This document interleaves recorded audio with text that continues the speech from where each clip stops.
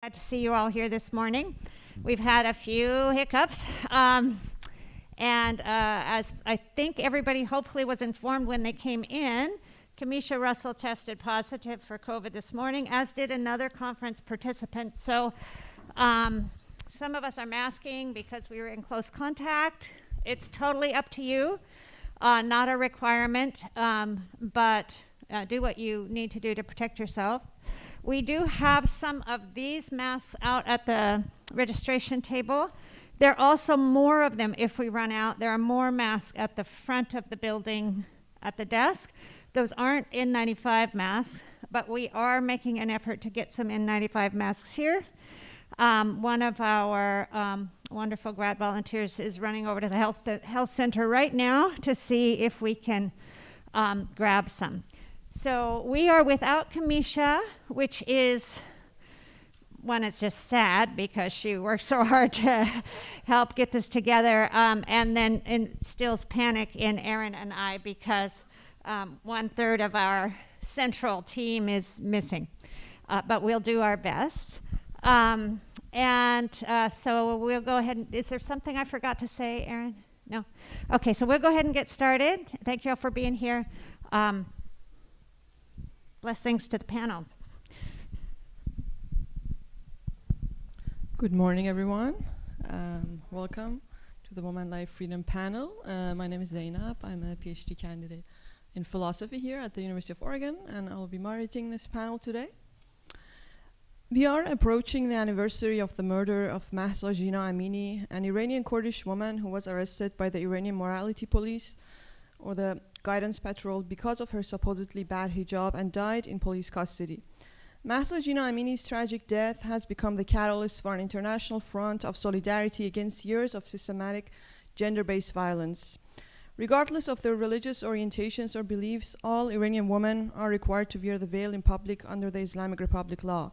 We are inspired by this movement's anthem of woman, life, freedom, uniting a large coalition of Iranian people from all social sectors inside and outside of Iran behind feminist ideals.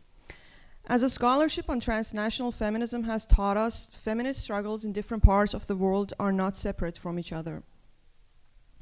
In this panel, Iranian feminist scholars are invited to address this theme, the current Iranian women's uprising in Iran and in the Iranian diaspora, and how feminist theory and analysis can shed light on difficult questions regarding this uprising, including but not limited to questions about the multi-layered political dimensions of the hijab across different cultural contexts, the relation between religion, state, colonial modernity, and women's movement in Iran, the promises and limitations of global feminist solidarity, and the challenges ahead for the future of the feminist movement in Iran.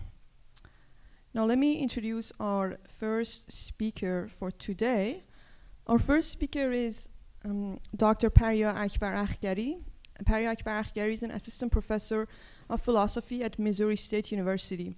She has researched and published on Islamic feminism, especially in the Iranian context, and her research interests include feminist philosophy, phenomenology, and ethics. Please join me in welcoming Paria.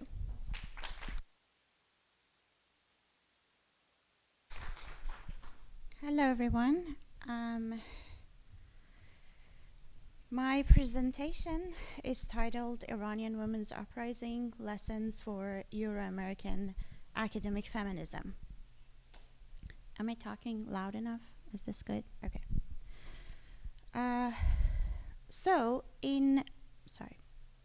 In September 2022, an Iranian woman, Mahsa Jina Amini, was detained by Iran's morality police for allegedly not observing the Islamic dress code enforced in Iran properly. She was taken by force to a detention center, but after collapsing was transferred to a hospital.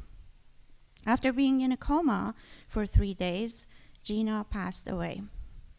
Despite the Iranian authorities' denials, the cause of her death is believed to have been injuries to the head. Witnesses, including other women who were detained with Jina, have reported brutal beatings of her at the hands of the police. At the time of her death, Jina was 22 years old. News of Jina's detention and hospitalization spread quickly through social media. Her death triggered the most widespread protests against the Iranian government since the revolution in 1979. Iran has seen many uprisings in recent years. In 2009, in protest to a fraudulent presidential election, in 2017-2018, in economic and political opposition to the country's leaders, and again in 2019-2020, with more explicit calls for the overthrow of the government and Supreme Leader Ali Khamenei. Iranian women have always been part of these protests, but the uprising that erupted in the aftermath of Jina's death is undeniably led by Iranian women and girls. Women removed their headscarves and cut their hair in protest. They burned headscarves and posted pictures and videos of it on social media. The Kurdish slogan, Jen Jian Azadi, which translates to Woman, Life, Freedom, became the rallying cry of the uprising. What does the world see when they look at pictures of Middle Eastern women burning headscarves? What do American and European feminist scholars see? In the spring of 2015, I was auditing a course on Islam and gender offered by the Department of Women's Gender and Sexuality Studies here at the University of Oregon. In one class, the discussion was turned to what people in the global north can do to help women living in Muslim countries.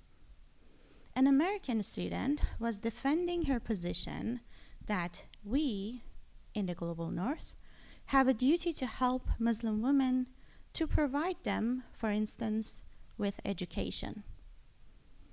The professor asked, what if they don't want education? In response to which the student said, then we will give them whatever it is that they want. To this day, I do not know which annoyed me more.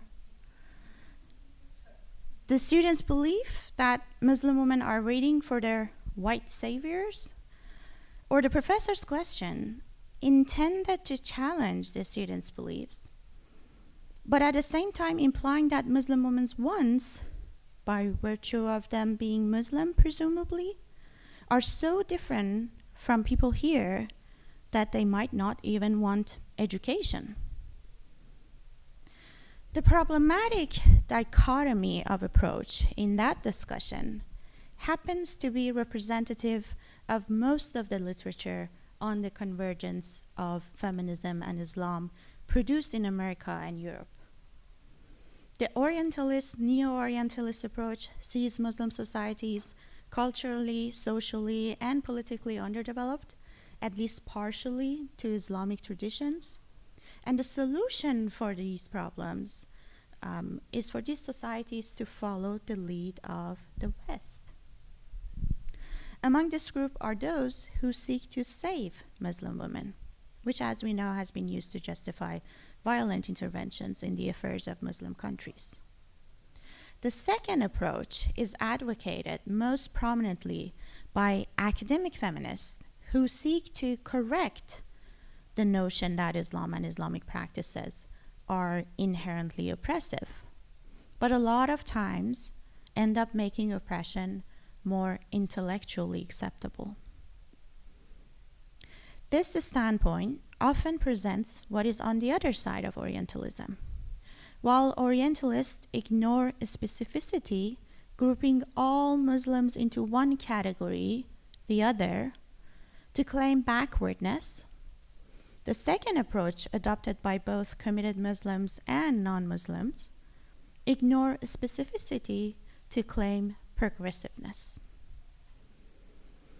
But what to do with the local dissident? What of the secular feminists living in a Muslim society? In the words of Pakistani feminist Afia Zia, such women are accused of being westernized, inauthentic, or even imperialist. Ironically, these women are often accused of the same by the governments or the religious sects of their own countries. The majority of the literature available in the US and Europe on feminism in Muslim societies is produced by diasporic academics who write their theories from a distance. In an interview with Leila Mouri, Shadiya Sadr, Iranian human rights lawyer and feminist activist, criticizes diasporic scholarship on gender and agency in Muslim majority countries, especially when it comes to, quote, the aims and methods of secular women activists on their own terms, end of quote. It is no surprise that location should have an effect on theorizing. One only needs to think about the practice of veiling. Wearing a hijab in Europe or America is very different from wearing one in a Muslim majority country. In the post-September 11, 2001 era, many Muslim women in Europe and US saw the wearing of hijab as an act of resistance and of reclaiming their identity against the dominant culture. Similarly, in response to the growing Islamophobia at the time, Euro-American academic feminists presented positive interpretations of veiling and associated it with Muslim women's empowerment and agency. The veil has become unquestionable. February 1st is celebrated by some as Hijab Day, when, quote, women of all religions and backgrounds are encouraged to wear and experience the hijab for a day, end of quote. Marion Lazarick writes, the academic sanctioning of the veil turns it into a fixture of the Muslim landscape instead of an evolving phenomenon. The native women who object to veiling are dismissed as elite, upper class, and westernized. Veiling, Lazarick argues, it is both a discourse and a practice. While as a discourse it brings together politics, culture, and agency, as a practice it cannot be understood in isolation from its history. A history of women in relation to men. It is lived and experienced by women as this history. Conflating discourse and practice, Lazarick writes, quote, naturalizes veiling by making it appear normative and immutable. The veil as history informs the veil as discourse, sheds light on its modalities, and helps to make out its future evolution. End of quote. In 2012, Sattar Beheshti, an Iranian blogger and laborer from a working class family, was arrested by the Iranian cyber police for his criticisms of the government and the supreme leader. While in prison, Sattar made an official complaint for being tortured. A few days later, his family was informed of his death. Sattar's mother Gohar Ashqi, brought this to the attention of the media and has been calling for justice for her son's death ever since. Gohar is one of the many women whose children were killed by the agents of the Islamic Republic in various protests in Iran. They call themselves Madaran Dadkhwah, which translates to mothers seeking justice. These women, many of whom belong to the working class, openly call for the overthrow of the Iranian regime. They have been arrested, their homes raided, and their family members threatened, and still they fight. In October 2022, in a video shared on social media, Gohar Ashqi, in support of Iranian women's movement, removed her headscarf, saying, quote, "For our youth, after 80 years, because of a religion that kills people, I'm removing this hijab." In Essence of Culture and a Sense of History, Uma Narayan warns us against what she calls cultural essentialism, arguing that feminist efforts to avoid gender essentialism and to attend to differences among women sometimes result in essentialist notions of culture, which poses particular problems for feminist agendas in the global South.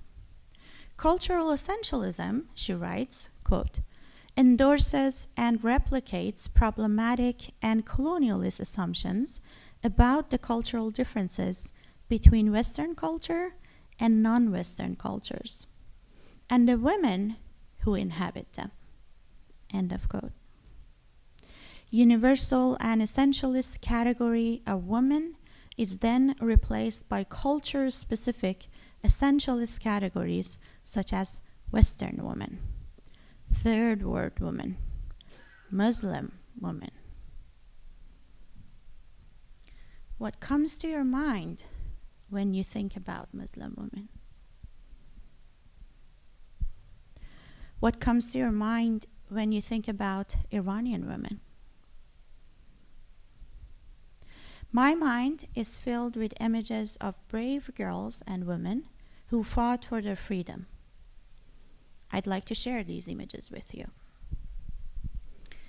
A teenage girl asking her friends not to laugh at her as she sings. Nika was 16 when she was killed.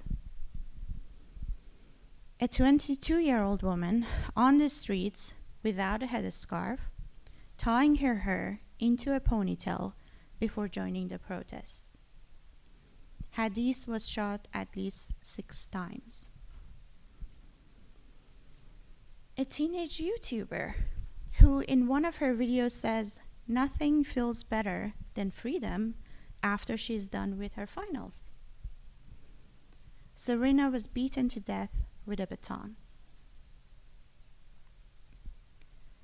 Schoolgirls standing in front of a blackboard with anti-government messages written on it, their backs to the camera, their headscarves removed in protest. It is at least partially due to essentializing conceptions of Muslim women that Islamic feminism has found such popularity among academic feminists in non-Muslim societies. Feminist activities in the Middle East are more and more analyzed in terms of this conceptual lens. Yet, as Muri and Batmangelici write, quote, "The figure of Islamic feminists is a contentious one, not only because its origins and applicability are questioned, but also because it has uncritically become the central protagonist and a spokesperson to describe what is, in actuality, a hybrid movement of secularists, feminists, and the religiously devout, among many other characters and strains." End of quote. Although widely embraced by both diasporic feminists with origin in Muslim societies as well as American and European feminists, some continue to challenge Islamic feminism and its specific applications. Iranian scholars, particularly, have questioned the application of Islamic feminism to the Iranian context. Haide Moghisi expresses concern over the avid promotion of Islamic feminism in recent years for, quote, it has an intimidating and silencing effect and discourages serious dialogue about the possibilities and limitations of feminist projects of different sorts for Muslim societies, end of quote. Moreover, narratives that analyze Iranian women's movement within an Islamic framework often ignore the fact that many changes in Iran came about through secular women's resistance against Islamization policies. Shahrzad Mojab criticizes the claim that Islamic feminism is an authentic and indigenous alternative to secular feminism. Mojab's concern is that Islamic feminism justifies unequal gender relations and fails to categorically challenge patriarchy. Why is it then that Islamic feminism has found such support among non-Muslim scholars?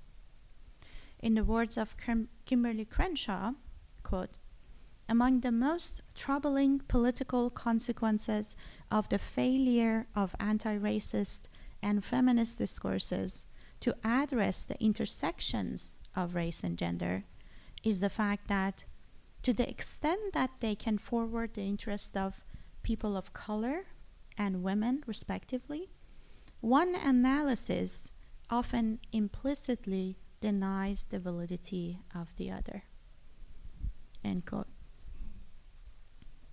Muslim woman is an essentialized concept. Muslim women's identities are reduced to them being Muslims, even if they're not practicing Muslims.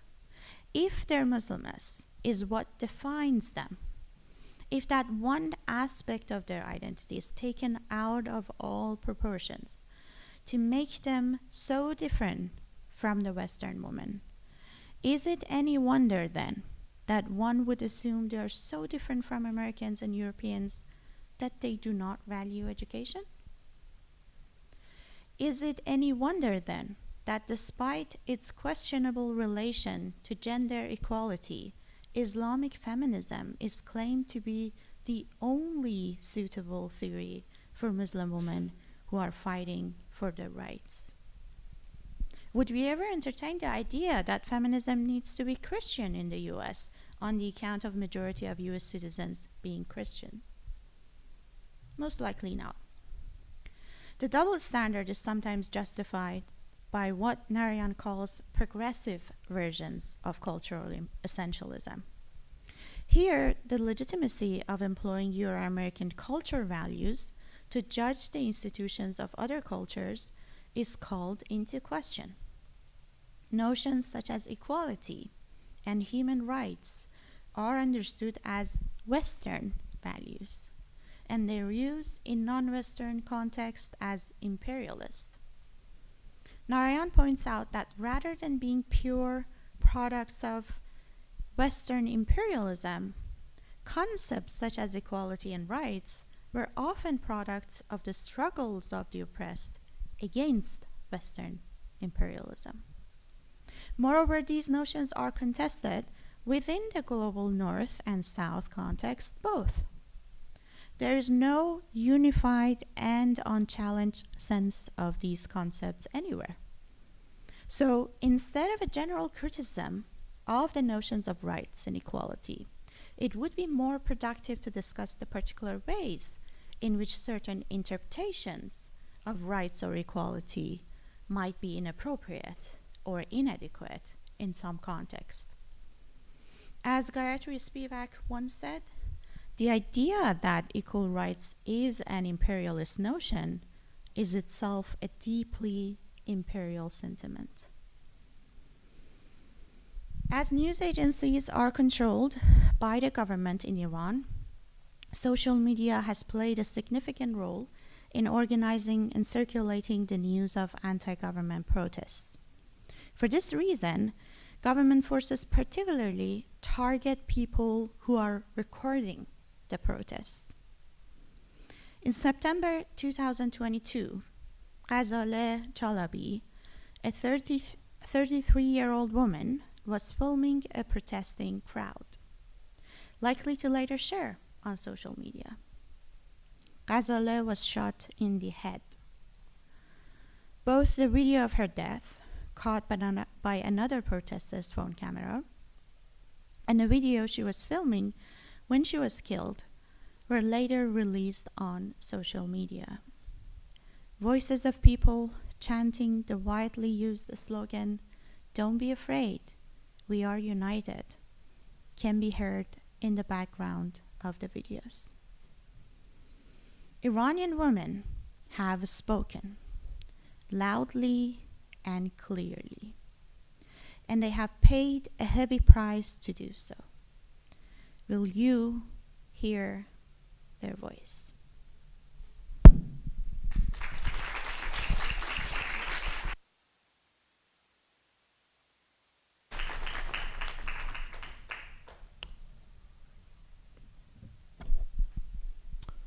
Thank you, Paria, John. Our second speaker for this panel is Professor Minoo Moallem. Minoo Moallem is a professor of gender and women's studies at UC Berkeley. She is the author of 2 books, Between Warrior Brother and Veiled Sister, Islamic Fundamentalism and the Culture Politics of Patriarchy in Iran, published in 2005 by University of California Press, and a second book, Persian Carpets, The Nation as a Transnational Commodity, published in 2018.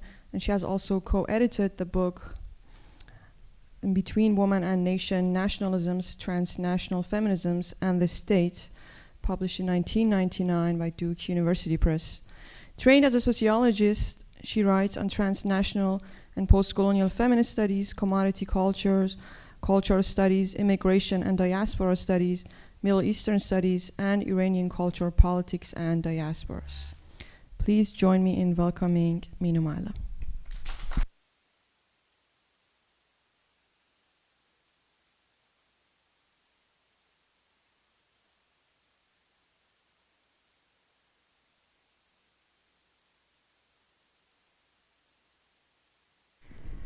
Okay. I would like to thank Zainab Nowati and the organizing committee for inviting me to be on this panel. I also wish to thank the organizers, especially Sydney Wenzel and Professor Kamisha Russell, who is not here, for all their work on the logistics of this department, of this program, this conference. As Paria described, last year a young Iranian woman called Mahsa Amini died in the custody of the Iran Guidance Patrol, or the Morality Police as it has been circulated, monitoring and disciplining women who are not properly well. The news of her death provoked tremendous anger, which took masses of women to the bottom of the streets, as they put it in Iran. The state responded with violence, as Paria demonstrated, and including arresting several journalists, and the event became a significant moment in the history of civil disobedience in channeling women's contestation. It also deepened the state crisis of legitimacy, meaning the state's claim to republicanism, or people's participation, with some members of the state elite condemning the violence and others calling for urgent dismantlement of the morality police, as well as organize and empower some of the most fundamentalist and conservative segments of the Iranian state in their insistence to tie the future of the Islamic Republic to women's hair, and imposed veiling as crucial for the continuation of Islamic nationalist ideology, because Iranians, they don't have any kind of traditional dressing, and this became a sign of Islamic nationalism. Women not only stormed the streets, but also made a political claim to the right to assemble a fearless life beyond the oppressive and normative forces of the state and the limits of patriarchal orders. Some calling for a feminist revolution, not necessarily in its modern understanding, targeting the state and replacing one state by another, but a potentiality for the interruption of the normative orders and borders of the modern nation states. That is not an exception. Modern nation states in Iran is not an exception to many other modern nation states. Also, not every revolt, insurgency, or social protest is about a revolution. When the protest events are constructed or inscribed as a revolution to replace the state, or when the discourse of revolution becomes prior to the event of revolution, one needs to question what revolution, how, by whom, for which goals. Otherwise, the notion of revolution becomes an empty concept. One needs to move beyond a cartographic grid and attempts to capture subjects and spaces in advance on its coordinate plane, in my view. The will to revolution is a will to power, since revolutions cannot be domesticated, predicted, or performed. Remember the famous song and poem by Jill Scott Heron, "The revolution will not be televised." So indeed, what made the Iranian revolution of 1979 a successful revolution was really a massive participation of various groups of people, including the oil workers, the joining of the army with the people's resistance. So the massive participations of women, peasantry, and so on and so forth. So that made that revolution really successful. Let me say that many of us are talking about how the revolt of women puts us, many Iranian feminists these days, when we talk about these issues, it puts us in a very hard, in between a rock and a hard place, right?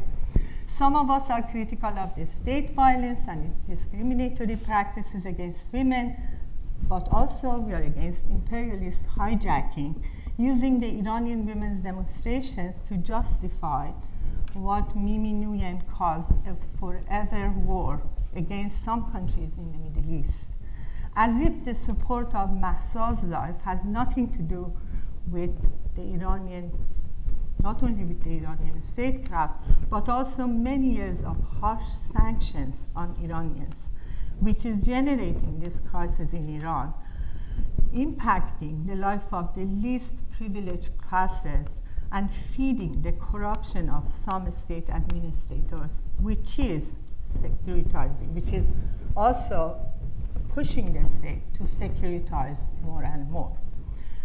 So regardless of state surveillance and violence, women continue to contest the disciplinary practices of the state-imposed veiling.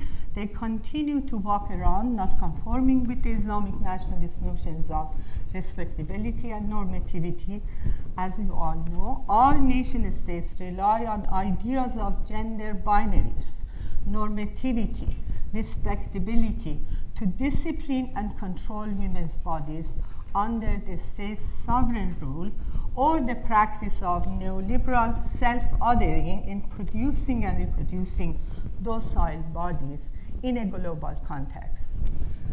So the massive demonstration of women has been vastly digitized and subjected to state censorship on the one hand and imperialist appropriation, but also opened up a space for public discussions and actions about various issues, especially gender and women's issues, as well as class and ethnic issues. Let's not forget that the discourse of intersectionality is still available when we talk about Iranian women, because Iranian women are not a homogeneous group. They're divided by class, they're divided by ethnicity, they're divided by ability, they're divided by also their level of education, and so on and so forth. So imagining, talking constantly, referring constantly to women as homogeneous, I should ask, what happened to intersectionality? Why aren't we using it? As if intersectionality was something that we use here in this context, and when we apply it to another context, it's not relevant anymore. Women become all the same. So the massive demonstration of women have been heavily digitized and subjected, on the one hand, to state censorship and imperialist appropriation, but also opened up a wonderful space for discussion, not only in Iran, because in Iran, after women's demonstrations, or women's revolt, I would call it, there are lots of discussions in the national TV, in various, internet discussion about veiling, imposed veiling, what should we ask people. There are lots of different opinions, and there are lots of critique of the Iranian state for that. So, but also it has opened up a space for us feminists in the US, and I'm very proud of being an academic feminist. I think academia is a privileged place where we have the time and we have the opportunity to think instead of jumping on stage. I did a course which was called Engaged Scholarship in Women and Gender Studies, where my students had to go and work with community organizations, activist organizations, and kind of engage with them critically. And most of the time, my colleague would say, oh, these activist organizations do not need theory. And when we invited a number of these activist organizations or community organizations to the campus, and we started to have a conversation with them, they said, no, we value theory. It's wonderful. We learn from you. And actually, the more interaction, the better it's going to be. So even though we all claim in gender women's studies that we are not doing theory versus practice, we are really invested in praxis, right? So academic work as a form of praxis, not as a form of we are doing this here and there, something else. So in that sense, it created a momentum for discussions that might happen after this panel, discussion that is taking place in many panels that took place after the events of last September. The slogan of the event relied on the politics of life and called on the state to stop considering women's lives as bare lives in Agamben's work, and for a reinvestment in women's lives, something similar to Black Lives Matter. However, as you know, all modern nation states are responsible for what Foucault calls to make life and to let die, right? All modern nation states, they make affaire vivre, à laisser mourir. They have the right to invest in some lives and disinvest in others, right? And they have the right to kill. This is something very peculiar about modern nation states. They can kill their citizens. So in that sense, the biopolitical problems are not just peculiar to the Iranian state. All modern nation states are invested, and that actually is asking us to reflect in that light on the structure of the nation states, on questions of normativity and respectivity, on notions of gender binaries that is marked in all our passports and all identifications that we have, and so on and so forth. So it's something that asks us, pressures us to think carefully about that. But also, the gendered regimes of governance are both biopolitically and geopolitically are interacting with each other. So in that sense, an inquiry into what yesterday Marquise Bey referred to as imagining otherwise, asking the critical question of what it means to want a life that does not exist, but a life to come? Or what does it mean to live a life beyond survival? Or what does it mean to live a sensual and aesthetic life beyond normativity and respectability? In my view, are important questions we need to ask and reflect upon. Yet, this futurity has been the most exploited and appropriated by various forces. And while I wish to argue for an imaginary that needs to be articulated, both concerning normativity within the context of the nation state, as well as within the context of a still divided world, the world divided between the global north and the global south, both in terms of transnational movements of capital, labor, and systems of representation, where the security of living at the center of the empire actually maybe conceals or pressure us to not think about these issues.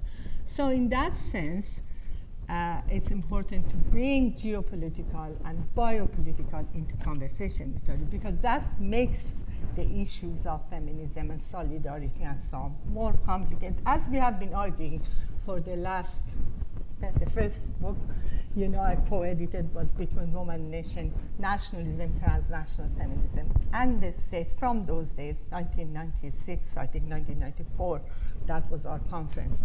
So in that sense, it's really important to do that.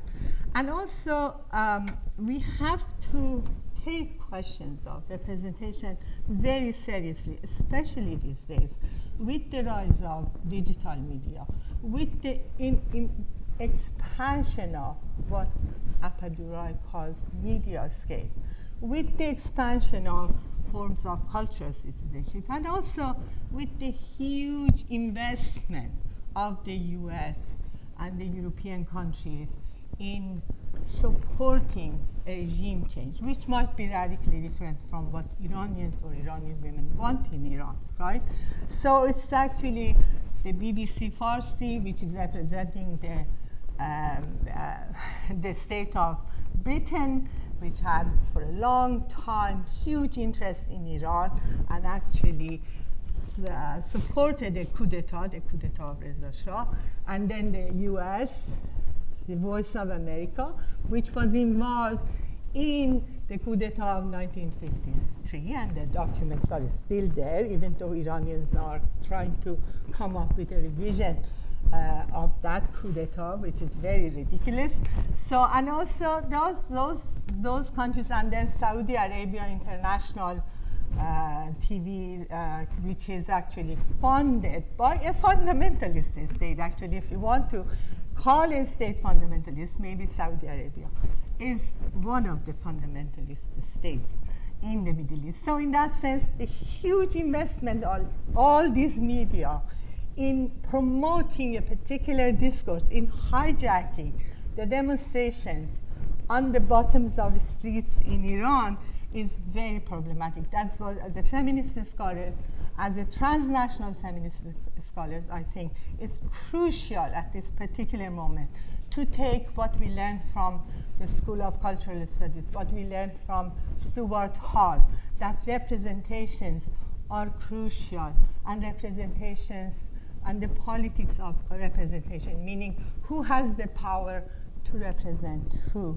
in which ways, how, where, who is funding that, and so on. Those are really, really important questions that I would like to raise.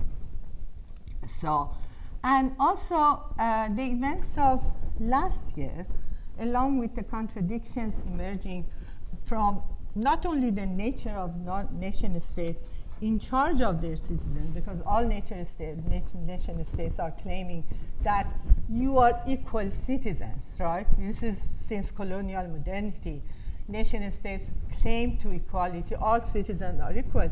As we learned from many feminists or labor activists and so on the one hand, we claim equality. On the other hand, we systematically discriminate against immigrants, racialized groups, women, and disabled people, and so on and so forth, or queer people, and so on. So in that sense, it's just really important to think about this contradiction. These contradictions provoke constant movement and constant challenge and constant forms of resistance, as we learned from many years of, since the late 19th century, feminist movement, not only all over the world, but also since we are here from the US, in the US, many anti-imperialist, anti-racist feminists that emerged in late 19th century, early 20th century, Ida West, many others that we read them and learn from them. So in that sense, while the Islamic Republic, this crisis, actually are bringing the Islamic Republic to its limits, but also it's for feminists, it's important for us to think as subjects who might or must act in history, a reflexive moment of the futurity of life with dignity. It's really, really important to think about that. Also for feminists in diaspora and imperialist feminists in their humanitarianism with militarism, that actually, you remember, during the occupation of Afghanistan, we were sending food with bombs, right? Bombs with food. And these days, humanitarianism through war and militarism is on the agenda, as if we didn't learn from the experience of Iraq. We didn't learn from the experience of Afghanistan, right? The occupation and war and militarism are the worst situation for women, and we need to learn from it. We need to learn from what happened in Iraq. Iraq is a shambles. What happened in Libya? So in that sense, if we do not care about the life of those who are killed under bombardment, who are killed under occupation, who are killed with brutal sanctions that during the last administration became brutal, and the people who died from lack of medication, from lack of vaccines, and so on and so forth. So, and then crying for Mahsa's life, which is actually extremely important. Every life is grievable and important. However, when we are so insensitive to what is going on in terms of militarism, in terms of wars that are constantly happening in the Middle East, in terms of occupation, what would be? What is this humanitarianism with militarism that we are claiming? So in that sense, I would be very critical of that discourse. Also, I think we have to be careful, as Paria rightly mentioned, about not making similar claims about people who are living in a majoritarian Muslim society and masses of Muslims who live the life of minorities, dislocated people, and are racialized in various locations from the US to Europe to India and so on. Those experiences are not necessarily the same. And that is part of the problem, because the critique of Iranian women, which is based on their historical experience, which is not limited to the last year revolt, right? It has a long history from colonial modernity to the imposed unveiling, to then voluntary veiling of women during the Iranian Revolution, and to the imposed veiling of the Islamic Republic. So we shouldn't forget that history, but also, we should not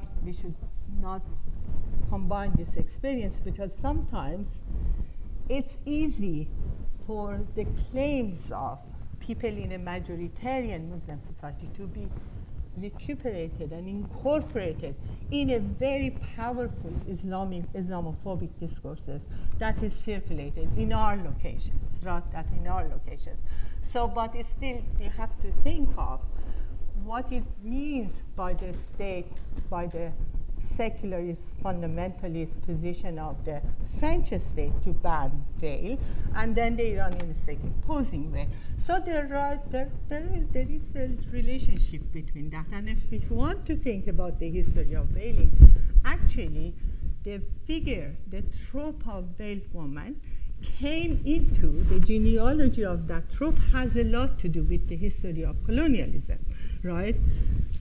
French colonialism in France, Morocco, and so on, put the body of veiled woman as a unified it as Muslim women, and called it Muslim women are backward, fanatic, and so on, and we need to civilize them. You remember the discourse of Mission Civilisatrice, and also the ways in which, in late 19th century, fabulous book of Malek Lula, how French photographers took women, Muslim women, to their studios.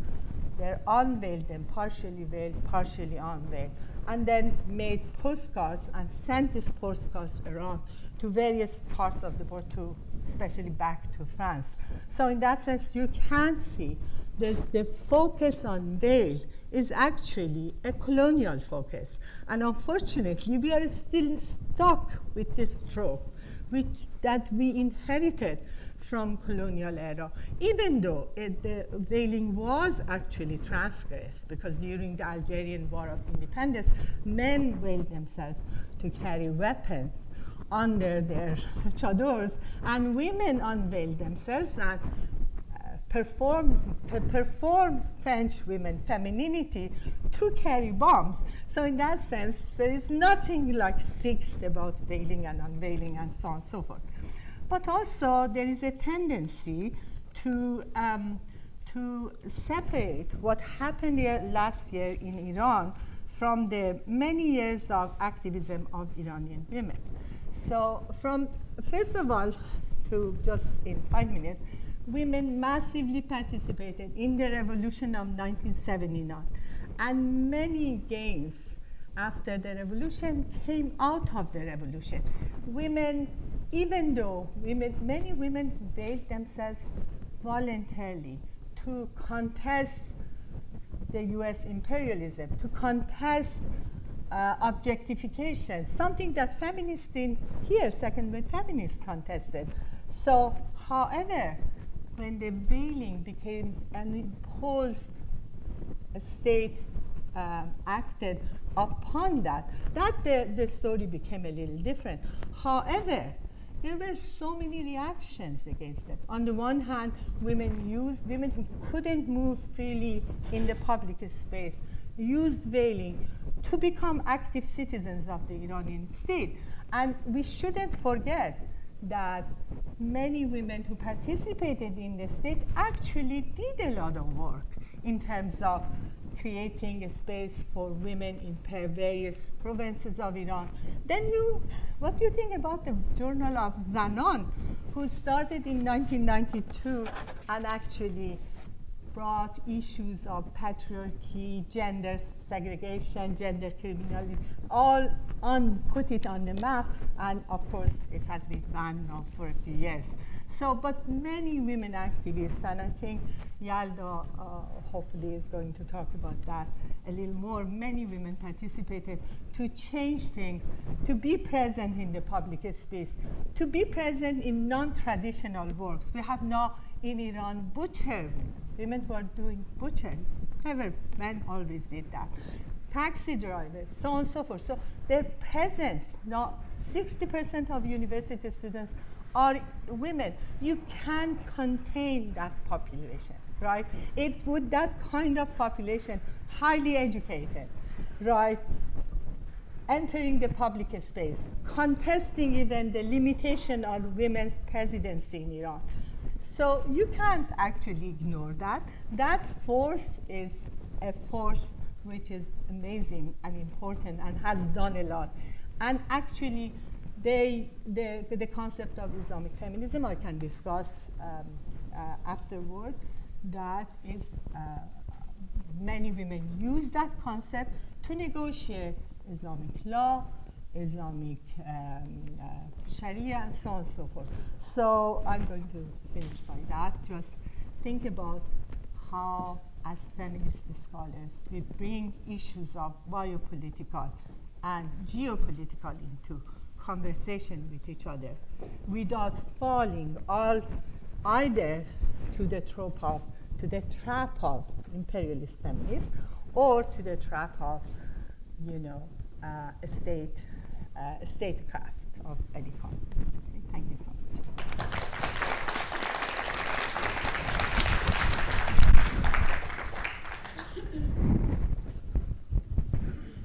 Thank you so much for this wonderful talk.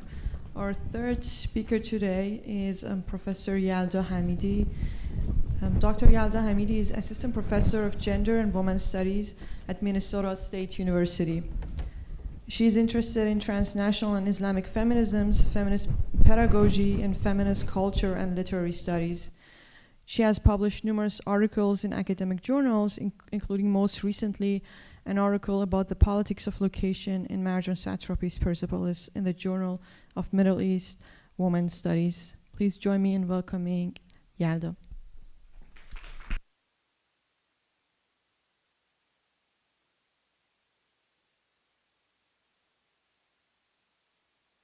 Hello. Okay. Thank you for being here. Good morning to all of you. I just wanted to know that I'm a feminist pedagogue, and I forgot to bring my formal style of presenting for you. It's back home in Minnesota. I only have one. I'm just making that up. So I want everybody to please make your bodies comfortable. We're going to talk about trauma. I may need to move. I walked in my classes many times, and I also cried for 72 hours and cried all my courses through, and my graduate student calmed me down. I took a deep breath, and I kept teaching. This is the story of this movement, and I'm very honored to share some of my thoughts, which are not really important thoughts, but these are my thoughts. That's all I have, just like the informal style of presenting to you. So I want you to take a space, interrupt me, and I want you to do it today. I'm cruel. You're going to learn that about me. So I want everybody to give me a thumbs down. Do that. Yes, yes, yes. So I want you to take the space and say things and interrupt me, and know that for this 25 minutes that I'm very honored and I have that, that's okay. And I'm not talking, of course, about the rest of panels or rest of the time of people. Let me, after telling you about my informalities, appreciate and say a big thank you to Hypatia. It means a lot. The world is changing, and the fact that in a philosophy conference we have a panel on woman life freedom means that there are lots of credits due, and I would like to mention some of those people, even though I'm terrible at names and I'm gonna butcher everybody's name. All the wonderful people on Hypatia conference, our wonderful graduate student Zainab here. We're so proud of her for organizing everything related to this panel. So please give her some love. You can also do this. Yeah. And I have some more people to tell you about, but I'm going to start with this slide. This slide is an illustration for particularly women life freedom. The illustrator, Roshanak Ruzbahani, you can find her under, are you ready? Write it down. ROSHIRUZBEHANI.com. I'm going to repeat that after this panel one more time.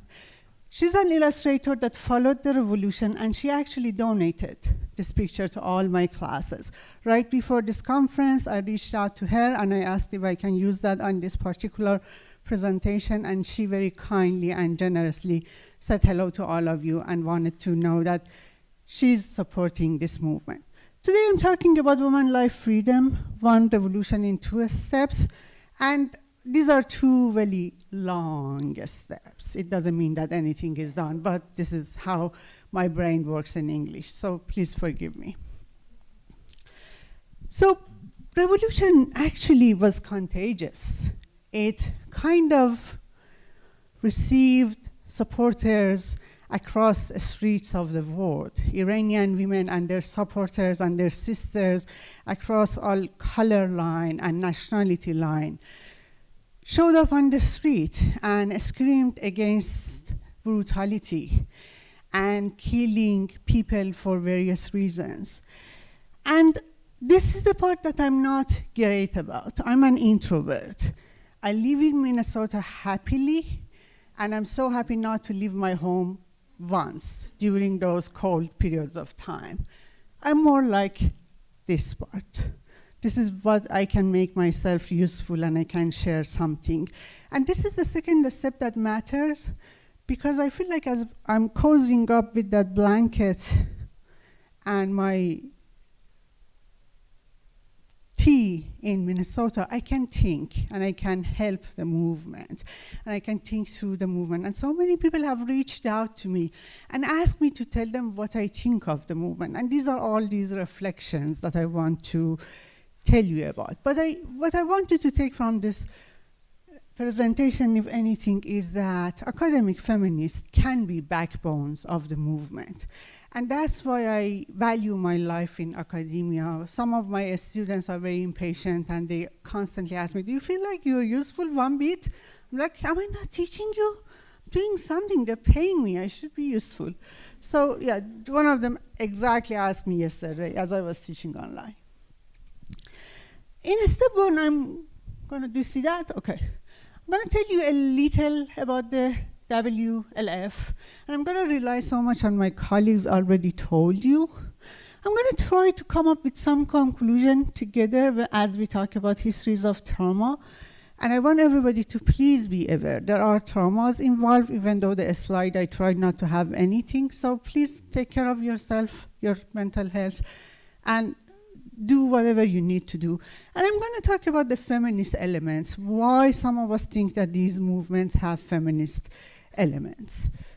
So the first part, the fast forward part, I'm just relying on Paria, and based on seeing her presentation, I know that you have a good idea. I put down some of the scholarship. There were many, many, many, and not from my colleagues because I knew that they're gonna tell you about their amazing work, so I just put some from other scholars of the of Iranian diaspora.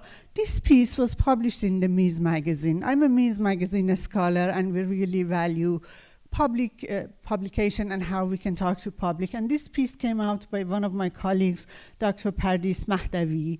And Mahdavi traces back this moment of revolutionary act to 1979 and how women connected to each other, and she actually relies on some of the things that Minoo told us. Minoo is the person that so many of us rely on, her and her scholarship, for transnationalizing Iranian feminism and how we understand that. So yeah, this woman, do you want to give her some credit? It's due, yeah.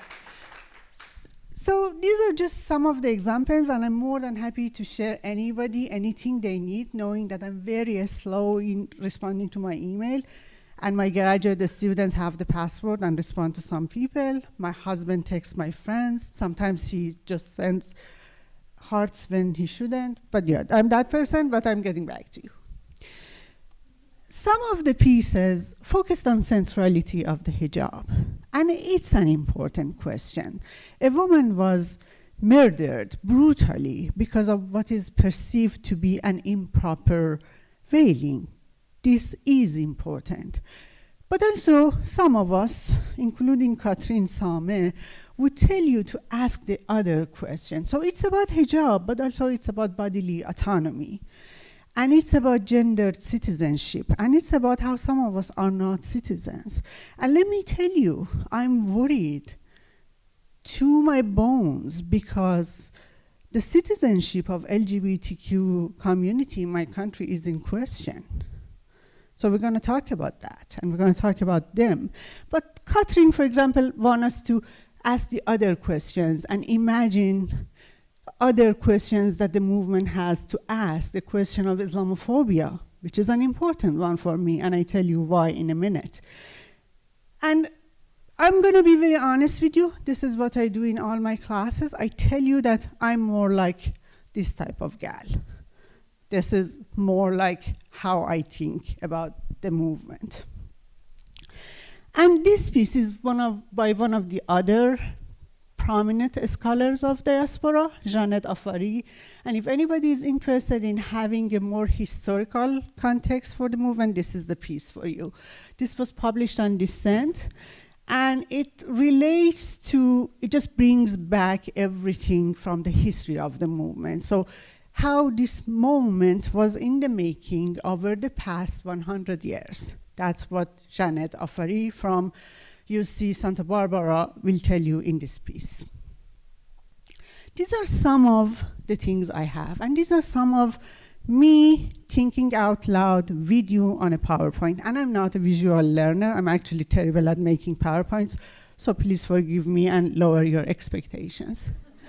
So, women, life, freedom, what? Women. Let me take a moment and do 70 style positionality. I'm a middle-class woman from Tehran. I'm Fars. All of these things mean that I'm basically the equivalent of my white sisters in America. And yes, whiteness exists in all forms, including non-white whiteness. And it's important to acknowledge that when we talk about where we're standing comparing to these things. So when I heard the voices of ethnic minorities, and when I heard the voices of Baluch and Arab and Kurdish women, Mahsa was Kurdish. She was also a religious minority. She was Sunni. I'm not any of those things. I'm ethnically, religiously, social class related dominant, all the way through. The only thing, if I were a man, I could be the president. Yeah, but ethnic minorities voice their concerns. I'm a woman who's teaching about, for example, menstrual hygiene. And I'm telling my students how 300 million girls every year may or may not go back to classes because of not having menstrual pads. How on earth I did not know that the Baluch women are dealing with the same question in my country? I'm going to tell you. But it doesn't really help me with my ignorance. I'm standing in front of you embarrassing myself because I'm that woman and it's on me and I want you to know that. The voices of ethnic minorities were loud. A group of Baluchi women, which are some of the very racialized group in Iran, and I tell you about the racialization, have a history that's not known. And they actually issued 3 statements, some of the most beautiful words you can imagine. Let me please make this claim that it's as beautiful as Kambahi River Collective. And I hope to God that somebody, not like me, somebody artful with the word, at some point translate those and you can read those, because that's important. The Arab women talked about their lands taken away. There is a 1-minute audio recording of one Arab woman. She's speaking in Farsi and she's shouting at a soldier that's shooting to her that, "What's wrong with you? They took my water, they took my land, what's wrong with you? This is a peaceful demonstration, why are you shooting?" And the sound of the bullet. And I'm thinking, in what piece of a scholarship of Iranian feminist diaspora I've read that? And I'm going to tell you. I want you to know that we're very different and we're friends with each other. Iran is one of those countries that has a feminism as old as Britain, Tunisia, Egypt, more than 150 years of history. Some of us are secular, leftist, Islamic. After 2009, we have a version of cyber feminism because the government pushed us out and we became active on the cyber media. And we have white feminism, because white feminism exists, and it's a very serious thing, and we need to talk about that. Mostly, voices coming from inside Iran are based on the human right claim, saying that women's rights are human right. And mostly the voices that you hear from diaspora are anti-imperialist, because we are dealing with racism and Islamophobia, and so much of that in our institutions, in our everyday life, on the streets, and we need to talk about that. And there is this beautiful, beautiful, beautiful voice. I need to give the credit when the credit is due to the queer and trans activists, which came up with the slogan. So the main dominant Fars, white slogan of the movement is Zan Zendegi Azadi in Farsi, but there are translations that are not just translations. They are rhetorical circulations of the argument and just have roots that are so different. And one of those is trans queer liberation. And in one scene that I want everybody to please look up on YouTube or send me an email and I send that to you, there are two drag queens voguing in front of the Iranian embassy in Ecuador. Raise your hand if you know what voguing is. Good. Raise your hand if you ever watch Paris is Burning. Some of you did. Voguing is important. Voguing is the universal language of queer of color. And I was proud of those two beautiful dancers voguing because I feel like that was the moment that everything in the world came together. And that meant something. It did not mean Iranian exceptionalism. It did not mean that if you want to understand the queer lives in Iran, you need to be an expert in Iranian studies. You could also have other lenses for understanding this phenomenon. So I have all of these thoughts in my mind, and I have ADHD. Surprise, surprise. So I'm thinking about everything, and I'm thinking of how a scholarship can put these things together and be fair. Fairness matters. How I'm not making it about women like me in Tehran, and how we suffered our lives with patriarchy. No. If anybody thrived in Iran, that person was me.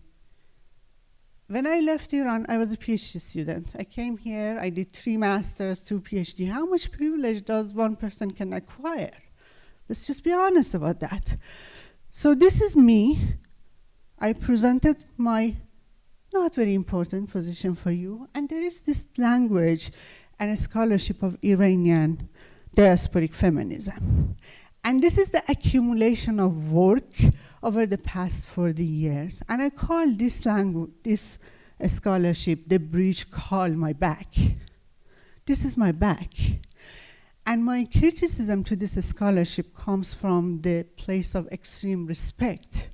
Because if it weren't for these women, I wouldn't have a language to talk to you. I needed to just go and invent my own will to get to Hypatia. But thanks to them, even though I'm critical of some of the pieces, I have things to share with you. And I want you to know that the Iranian diasporic scholarship is the child of blood, sweat, and tears of women who left Iran. Some of them were not ever allowed to be back. And it's not that they are lazy and that's why they didn't do anthropological studies. We cannot get any fund from United States to work on Iran. There is no funding for that. We are country level 4. You cannot use your funding for traveling there. You cannot apply for any grant. If you go to your country, sometimes I go, you need to de-associate yourself from the campus because campus doesn't want to have somebody. And I served on global advisory councils for many years. That's how I learned all of these things. So I want you to know why this scholarship has flaws. And I want you to know that I believe people really resisted and did their best. But these are also the voices that are on the ground. And I'm thinking, okay, this is scholarship, my back. Yalda, the person full of flaw. We have the ethnic voices, we have the queer and trans voices, and we have the religious minorities voices. How am I going to think about that? How am I going to make a story to tell my audience? And because I'm a person who's deeply invested, how many minutes? 7? Oh, plenty. I'm deeply invested in the language of women of color feminisms. This is the other bridge. Some of us need more than one bridge to survive. I heavily rely on the help and support and scholarship of them. And I talk a lot. I did 2 years of fellowship in Black feminism, and right now I'm teaching Black feminism. So you see where I'm going, ADHD, another part of the story. But for this particular piece, this is a piece that I wrote as a reflection piece, as a roundtable for one of the journals that we really like in the field of Middle Eastern Studies. Its name is IJMES. It's International Journal of Middle East Studies, and this piece is going to come out this November. But I relied on Manning Marable. I really like this man. And this piece that I relied on to understand these different pieces of the puzzles that are at this moment scattered for me kind of come together when I think about Black studies, multiculturalism, and the future of American education. Does anybody know that piece? I wasn't born. I was born, but yeah, I'm not that young, just 25. Okay. What he's saying, and that's important, is that we incorporate Blacks in our classes in 4 different ways. It could be corporate, just like when somebody wants my picture for diversity. That's the corporate style. It could be liberal, when we just take Black kids into our classes and we teach them something so that they also learn how to write and read and whatnot. That's a liberal education. Sometimes what happens in feminist classes is the radical essentialist, and I think that's why both Minoo and Paria talked about. When you are so obsessed with the essentialism of the Iranian soul, the Iranian version of queerness, the Iranian version of revolution, that you essentialize what people do. And this is radical essentialism. But Marable wants us to incorporate Black kids in American educational system through radical democratic multiculturalism. And what he means with that is that compare the oppression of Black people with other oppressions in the world, bring it to a transnational lens, and try for democracy to the radical extent.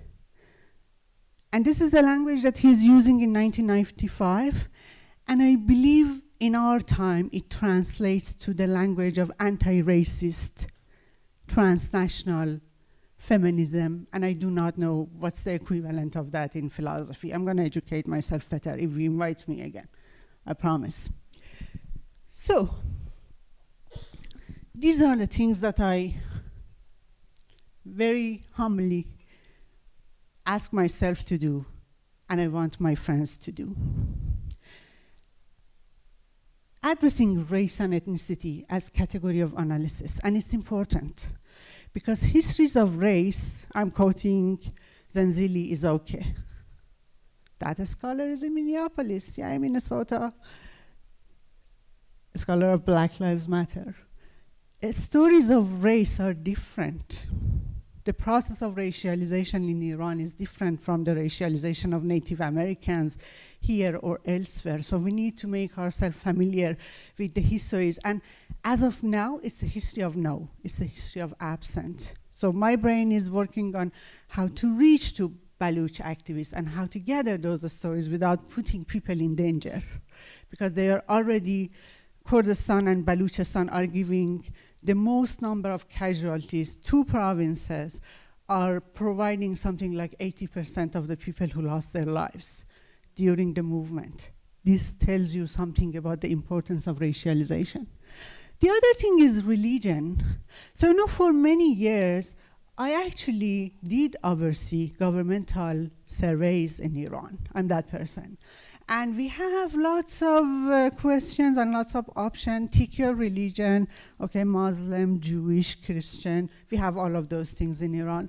But that would be very liberal, multiculturalist approach to religion.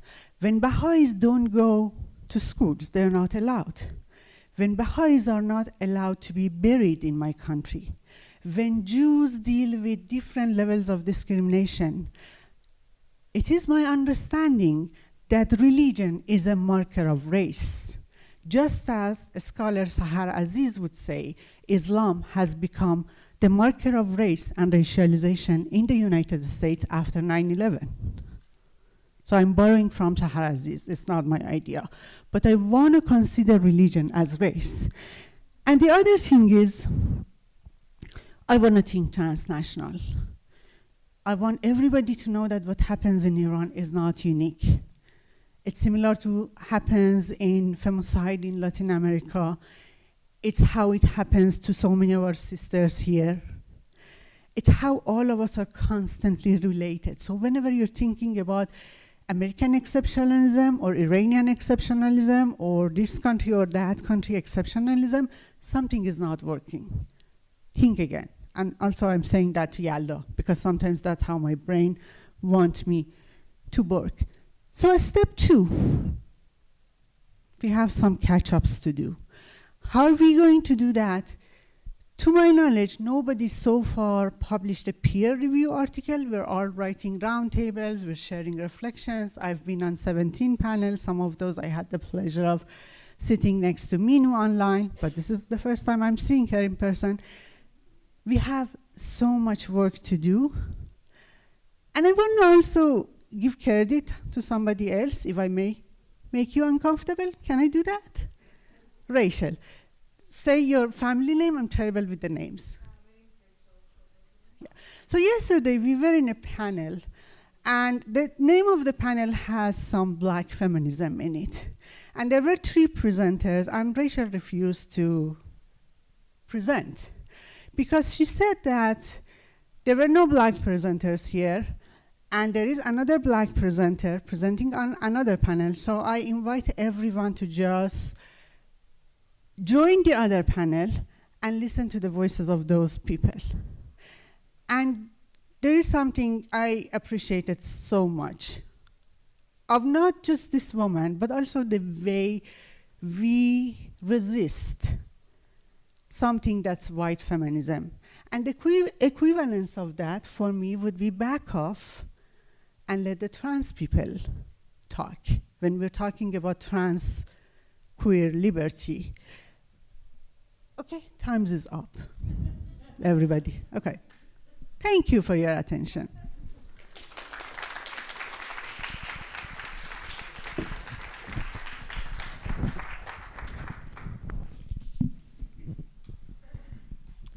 Thank you so much, Yalda John, for this wonderful talk. And many thanks to all our 3 panelists. Now we have about 35 minutes for questions. So we're gonna open the floor for questions.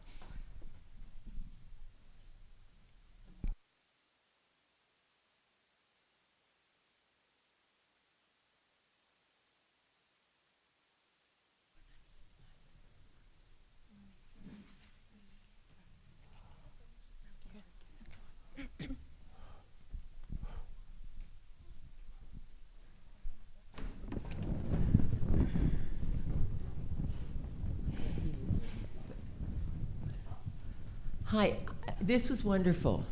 I really, there's so much, talk about ADHD. I mean, my head is spinning. But one thing that I never know how to deal with a student who says, I am a Muslim woman from whatever Middle Eastern country, and for example, I was just teaching a seminar last year on intersectionality. Intersectional categories don't work for me. I like decolonial categories, and she couldn't be budged. And you know, I'm Western, I'm white, I'm the professor, I have more authority, and I never know how to navigate that. And any help, I can't help thinking I'm not the only one who has that problem. Any help any of you can offer? I could say something if you want. Actually, the discourse of intersectionality has been challenged and criticized as well, right? Yeah. For lots of omissions, for the kind of, at least I criticized it for not considering the environment and the relationship between object and the material environment as also it's one theoretical tool we use to understand incompletely, in a sense, the fact that you can be discriminated against, you can be a victim in one system of oppression and victimizer in another. That could go really well with understanding what it's open, actually. It doesn't work. Okay. That could work well for us to think about global issues. I think maybe the decolonial approach is not against intersectionality, but it's a little bit of engaging with the genealogy of intersectionality as coming from, what we experience in the US. And I am against not that some concepts are relevant. However, I'm against taking the concepts that are relevant here in the US, let's say the concept of whiteness, and apply it to Iran. I think the history of race, colonialism, the history of slavery, so on, is very different what we have in the US. And we have to be very careful about borrowing, for example, the concept of race and applying it to the context of ethnicity. So I understand that. But I think maybe my help would be you can expand on what it means in what intersectionality means in the context of US. When it came into the feminist discourse, what was the genealogy or the history of that concept? What is being corrected through that concept, and what is still left out, objectified through that concept? I think maybe expanding and elaborating on the concept here would help the student to understand what they are experiencing in other parts of the world. I don't know if you answered. Yes. So I'm teaching Black feminism and queer of color critique, and I'm very much aware that I'm not a Black woman, but I'm the last shade they find in my department. And I teach that being very open with my students, that there are so many things I do not know. And I think students always appreciate honesty and sincerity. So they come to me with identities and problems and questions. And the answer is, I tell them right away, there's going to be so many questions I don't know the answer to, but I'm here for you. Let's figure it out together. There is this novel, I'm very bad with the names. I'm gonna find it, and it's like Hijabi Blues, something like that. Does anybody know the name of that novel? I'm gonna find it in a minute. And no, Lipstick Jihad, no. There is this book called, okay, I'm gonna give you the name, but I taught that in Minnesota, and white people, everybody's white around me, love that. So the name of one book is Queer Jihad. That's the stories of Muslim queer people in America. Yes, thank you, I very much appreciate that. Hijab Blues is the other one. And what I would say to my student is that I'm giving you some of my time. Let's read together. Let's just hear your story. Tell me everything start to finish. I know intersectionality, I know theory, there are so many things I don't know. Let's just put it together and see if the two of us can figure something that makes you feel more comfortable. And I'm not proud to tell you that sometimes I fail. Many times I fail as a teacher, but my students know that I do my best. And they accept that sometimes very graciously from me. Is that any helpful?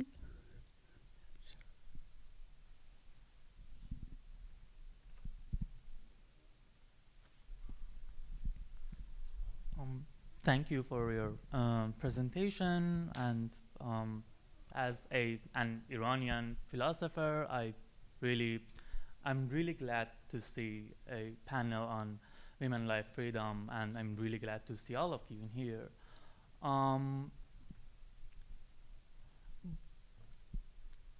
Woman, life, freedom. I want to say something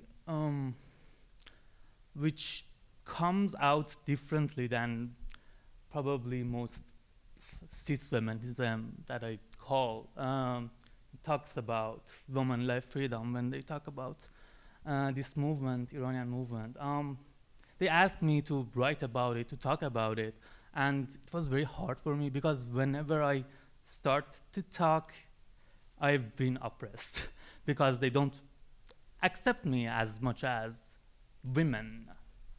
Cis women, I mean. I'm a trans woman, and when it comes to oppression, I've seen it differently. And when we talk about intersectionality, that we did actually, and thank you for all of you mentioning that. I've seen oppression, Islamic oppression, differently. I've seen Kurdish trans women being murdered by their father. I've seen trans men being pushed to get married with a man because this is a shameful thing to be a trans person. What I see in this movement is exactly as Yalda was also mentioning, that is something about bodily autonomy, something about oppression of bodies, oppressions of the bodies. When I see this movement, when I think about intersectionality, especially to include my community in this oppression, that we also have problems with even morality police. They will capture us because of what they call cross-dressing. When I think about it, it's exactly the bodily autonomy. So I want to ask how we can categorize this oppression, this way of oppression from Iranian regime, Iranian government, that we can be more inclusive, or we can be more intersectional, instead of just talking about women, or instead of talking about a gender apartheid. Thank you. Can I respond to that? Dear person who asked the question, can I talk about your identity and use your name? She's Becca. She's my mentor on Twitter. She's an amazing, amazing PhD graduate student. Can you please give her some love? She advocated for her community. She did things that are impossible to imagine. This woman. No, don't even say that. I think one of the things that I can do, so I'm going to divide the labor, okay? I'm a cis woman. I do not identify particularly as heterosexual, but I'm a cis woman, and I'm very privileged. I've been arrested by the morality police, and they said some bad words to me, but that was the extent of that. That's the level of my privilege. So what I can do is talk about what happened during these years of movement. I feel like we all, people who know what happened, we owe you an article on the history of oppression of the trans people within the movement. We have white feminism, and I include TERFs in white feminism, and that's very serious. You can't believe it. Anything that American feminism have, we have. We have our own, every transphobic person. Transphobia, unfortunately, is not a joke. It's a universal phenomenon. And we have versions of that in our cultures. So what I can do as a white woman, this is my responsibility to hold the space and to talk about histories of oppression. And sometimes it's my responsibility to shut up and listen. And the truth is, Becca knows that sometimes I cisplain people on Twitter. Not intentionally, but I did that. And I need to stand and say that I'm sorry, and I need to learn better, and I need to do better. And I'm so sorry that my education sometimes has been a burden on the trans community. So I'm not explaining anything to you. I know that you know everything. You don't need my education. You educate me on the topic. I'm aware of that. But I want to take a moment and acknowledge what has happened. And I want to acknowledge that in the piece that I wrote, I talked about the representation of the trans community in the scholarship. And I believe that representation is very close to liberal multiculturalism. That was my point. And what we need to do is to do radical, democratic multiculturalism, anti-racist, trans-inclusive, trans-focused feminism. We are far from that. But I want you to know that your life matters. And I want you to know that, I want everybody to know that, do you know the concept of afterlife of the trans people in the US? We usually know people, I'm so sorry for saying that, I apologize, after they're dead. And the average life of a trans woman in the US is about 35 years. Did you know that? Yes, they get killed. And this is the same with my community. So I want all of us to do one thing.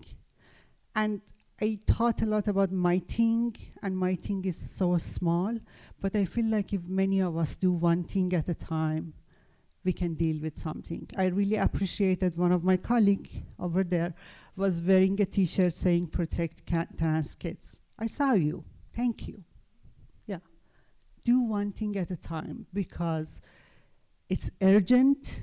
As we're talking, every 6 minutes, I believe, a trans woman in America gets raped or gets murdered. The numbers are terrible.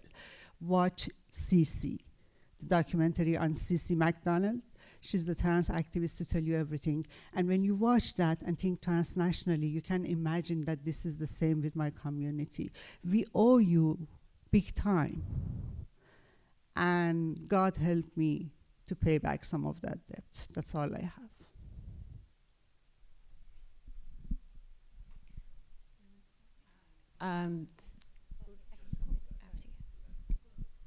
So I wanted to add to that, you know, we just talked about a little bit about this uprising, this revolution today.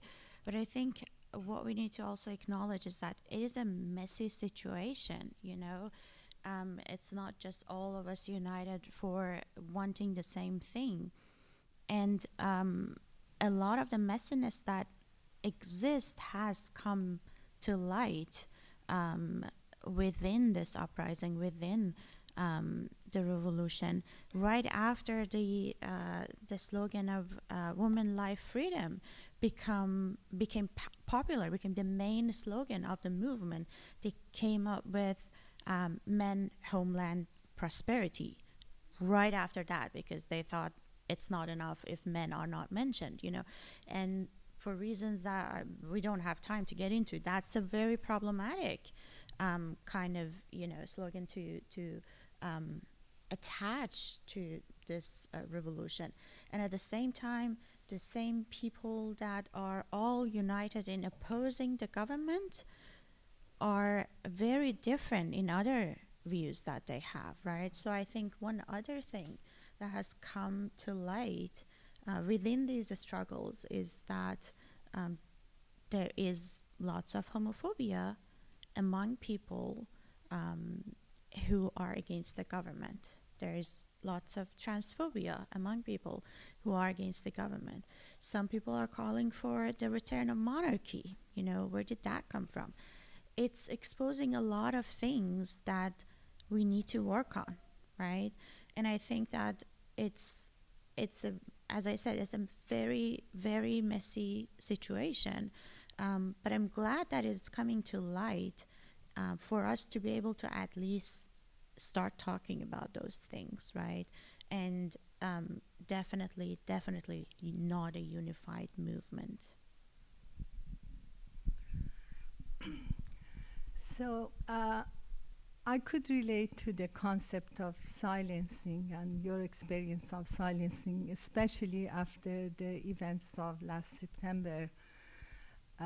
Sadly, Iranian diasporic communities that have been living in under at least liberal democracies for maybe many years now, as far as 1979, there is still not tolerant of those of us who are taking other positions, right?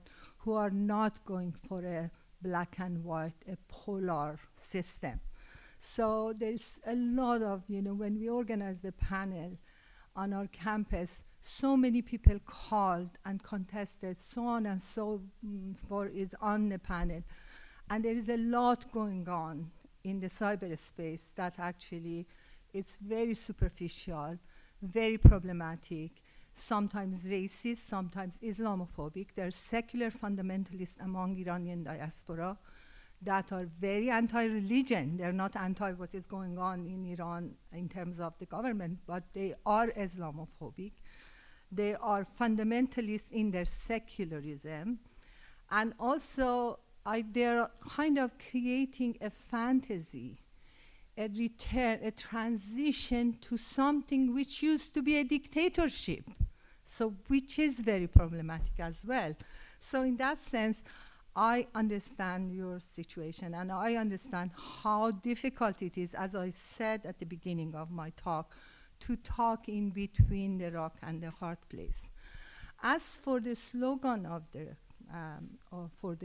movement, I think woman is a rubric, right?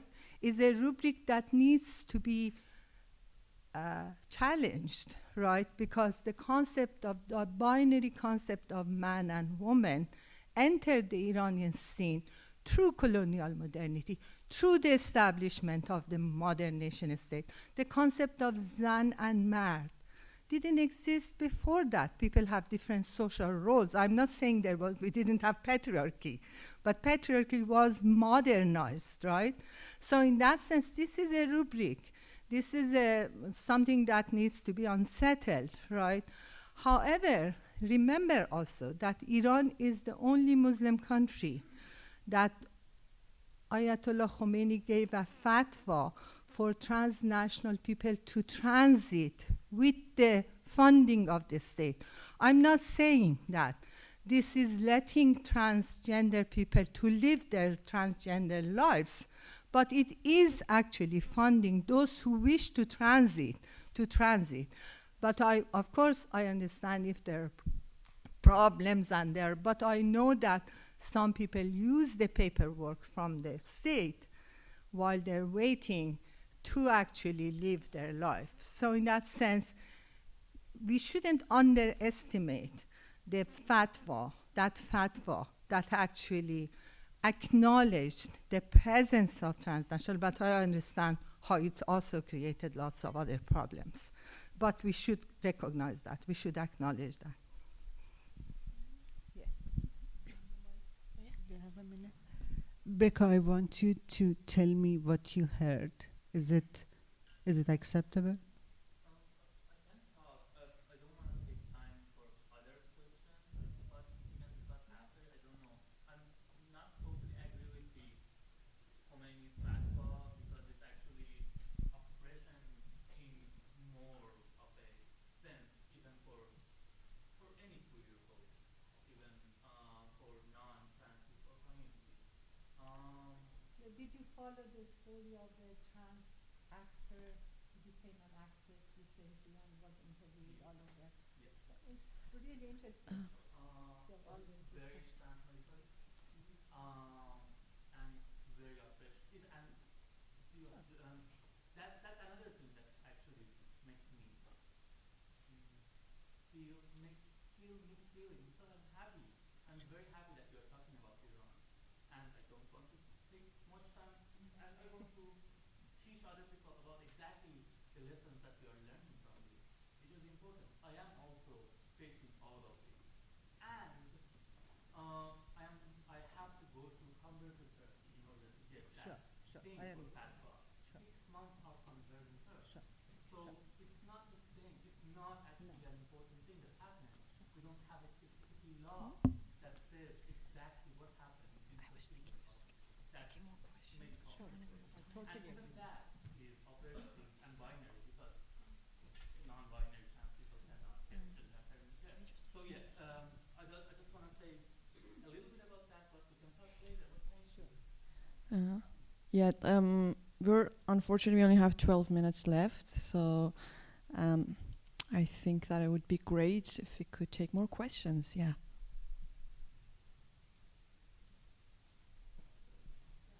Thank you. And also, I'm sorry I don't know your name in the audience, but everybody, Becca. Thanks, Becca. And the panel. This has been really informative and educational, so I have 2 questions. I'll try to make them short. One would be how you see diasporic and regional organizing, right? Iran, Iraq, Kurdish women. I know it's complicated, but I'm just, as a person in the US, interested in learning more about international organizing. The second would be how you avoid the capture of state feminism. There's been a lot of references to black feminism here as a template with almost no acknowledgement of its collaboration with the state. So I'm curious about how, you know, this is an iconic moment for black feminism. It'll fade soon enough, which is fine. But how is it that the very notion of feminism, the way you see it, is not captured by Ford Foundation, funders, the academy, so that really the template looks more like the legacy of Gloria Steinem, who also worked with the CIA, and also the US as an imperial mighty state. I mean, it's failing, but still number one, that it shaped the very notion of what liberalism should be, multiculturalism would be, and feminism. And I'm curious about how you've avoided that entrapment.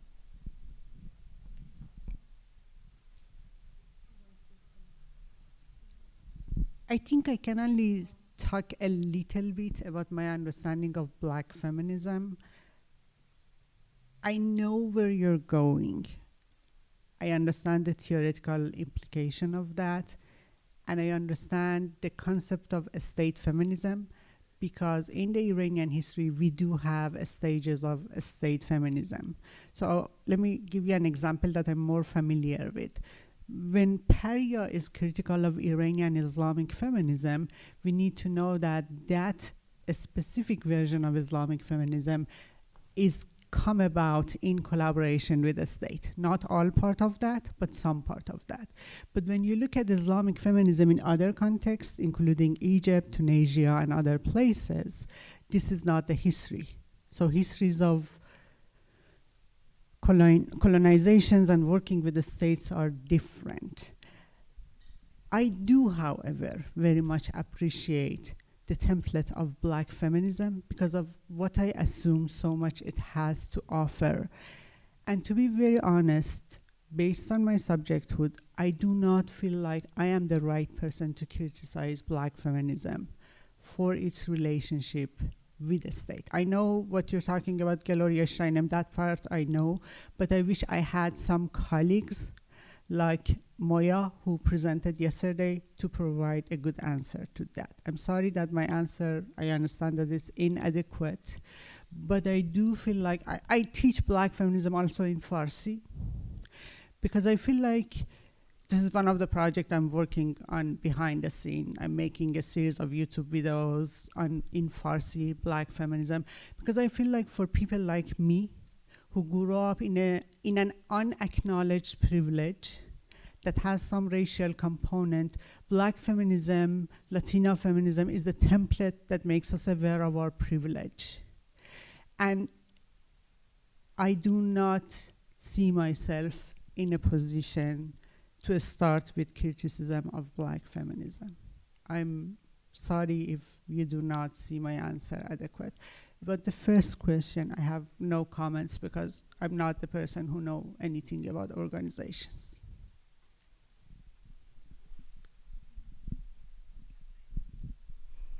Thank you so much for your question and for bringing issues of class and race into our attention, class and race and gender, given that part of the black community is coming from upper classes and are part of the state and so on and so forth, and there are black communities that are that don't have those kind of privileges and so on. Thank you so much for bringing that. Also, as you asked about what kind of organizing is taking place, there are various forms of feminist organizing. There is an organization called Women Living Under Islamic Law. There was an organization that I don't know if they're still continuing, Sisters in Islam. There are queer organizations, Muslim queer organizations that are active. There are also lots of feminist organizations of various kinds: liberal feminists, Iranian liberal feminists, Iranian imperialist feminists, Iranian transnational feminists. So there are various claims to feminism, depending on what kind of ideological framework people have.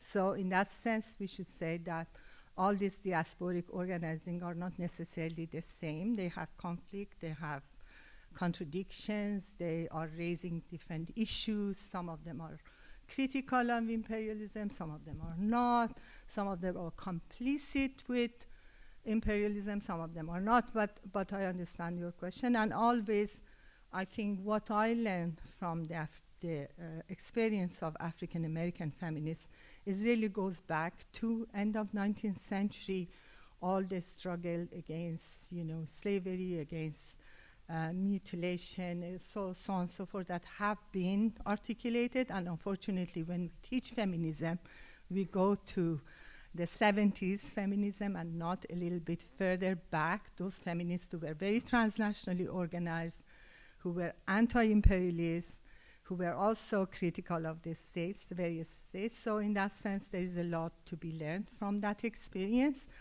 And going to the concept of Islamic feminism, I should say that feminist challenges to various religious tradition is happening all over the world. Like you have Catholics, feminist Catholics who are against, some of the rules and regulations, Jewish feminists, you have Christian feminists, you have all these forms of challenge of feminism within various religious ideologies, from Confucianism to so on and so forth. So Islamic feminism is not an exception. It's not invented by Iranian women. It has a long history in the Arab world by some of the feminists who started to really come up with a different interpretation of Islam, like Fatima Mernissi, who argues that Islam was egalitarian, but it started to become because the male elite invested in patriarchal notions of religion, and it started to be practiced that way. Or you have feminists like Leila Ahmed, who's saying that, who's going to the pre-Islamic era and talking about how powerful women were and how it impacted actually religious tradition of Islam. So for example, the active notions of sexuality in Islam and so on and so forth. So it has a long history, and it's actually, it doesn't mean that when you talk about Islamic feminism, you are denying the existence of secular feminism or the existence of those of us who are coming from a Muslim background but also want to live in a secular space. So in that sense, it's just there is no contradiction between all these traditions of thinking, and it's important to acknowledge that. And I want to clarify that when what I talked about Islamic feminism, I'm not saying that Muslim women should not think about the relationship between Islam or the rights, or to use Islam as a way to fight for their rights. There have been many reinterpretations of Islam, of Quran, that actually have had positive effects on the situation of women. The thing is, if you happen to be a Catholic and a feminist, and you write about feminism, no one expects you to be a Catholic feminist. No one expects you to write about Catholicism as the origin, as the foundation of your feminism. When I write about feminism, I am told why I am not engaging with the work of Sabah Mahmoud. She's not saying what I want to say. Why would I engage with her work simply because she is a Muslim woman? You know what I'm saying? Her kind of feminism is not my kind of feminism. So I just want to clarify, I don't have anything against people who are Muslim and who want to use their faith to argue for their rights. I have a problem with this forceful imposition of Islamic feminism on all of us. I don't even believe in a God. Why am I forced to present my work within Islamic feminism or be called an inauthentic scholar? be called a westernized scholar, right? Why is it that my work does not get published because I don't write about Saba Mahmoud? I don't agree with her. I'm not going to write about.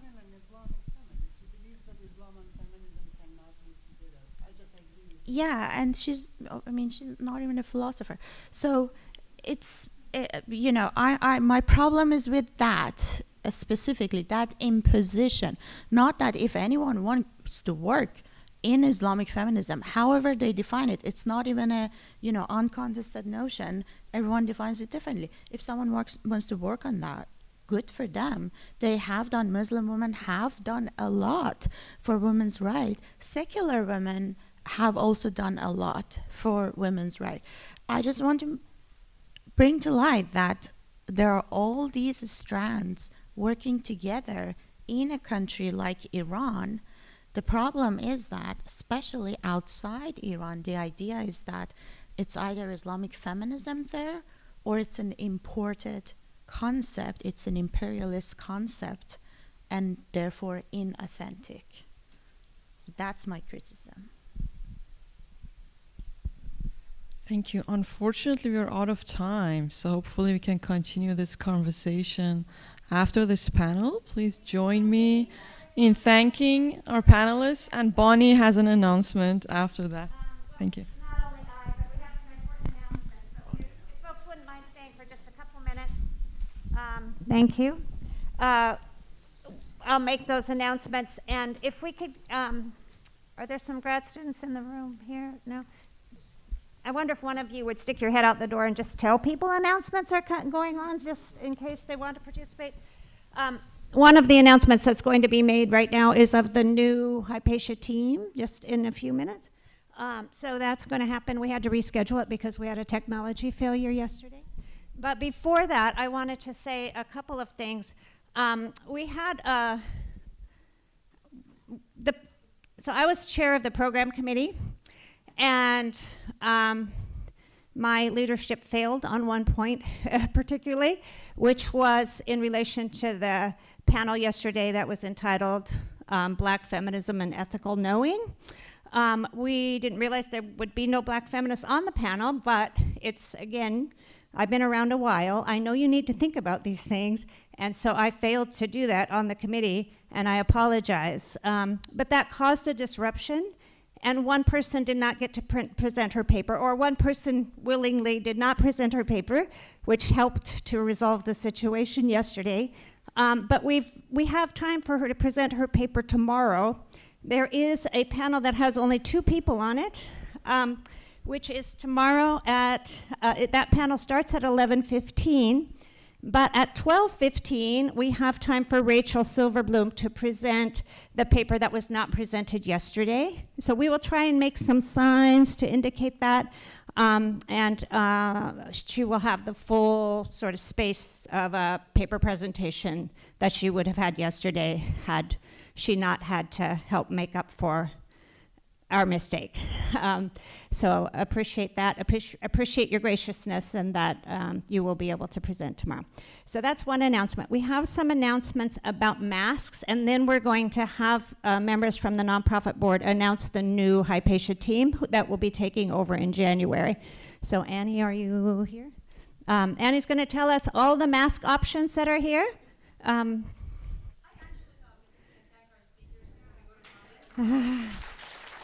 I'm very sorry. Thank you. Sorry, this is me trying to jumble everything together. Okay, so Annie's going to talk to us about the mask options that are now available to you. As most of you know, 2 folks have tested positive for COVID this morning, one of whom was Kamisha, and another of whom is another conference participant. So Annie will tell us what our mask options are. Thanks.